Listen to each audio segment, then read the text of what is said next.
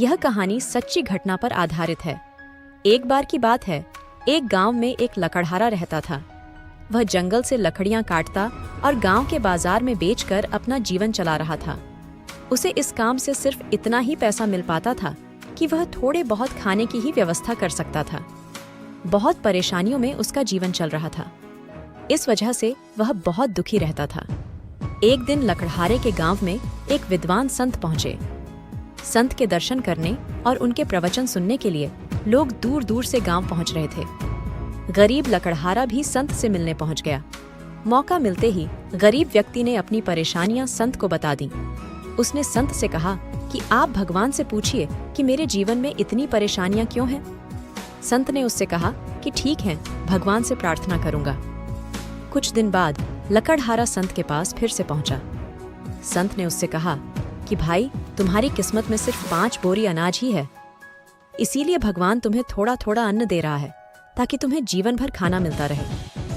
संत की बात सुनकर लकड़हारा अपने घर लौट आया।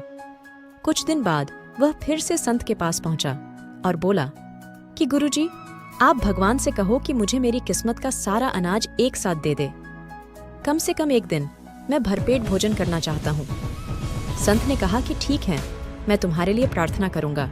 अगले दिन गरीब लकड़हारे के घर 5 बोरी अनाज पहुंच गया। उसने सोचा कि संत ने मेरे लिए प्रार्थना की है, इसीलिए भगवान ने मुझे इतना अनाज दे दिया है। उसने बहुत सारा खाना बनाया। उसने खाना खाया और शेष बचा सारा खाना गांव के गरीब लोगों को बांट दिया। सभी ने उसे दुआएं दी। अगले दिन उसके घर फिर से 5 बोरी अनाज आ गया। उसने फिर ऐसा ही किया, खुद खाया और दूसरों को खाना खिला दिया। काफी दिनों तक ऐसा ही चलता रहा।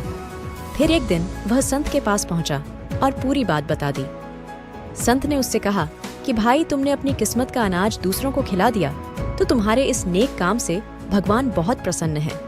इसलिए वे तुम्हें अन्य जरूरतमंद लोगों की किस्मत का अनाज भी दे रहे हैं ताकि तुम उन्हें भरपेट भोजन करा सको। संत की बात गरीब व्यक्ति को समझ आ गई। इसके बाद उसने दूसरों को खाना खिलाने का सिलसिला जारी रखा।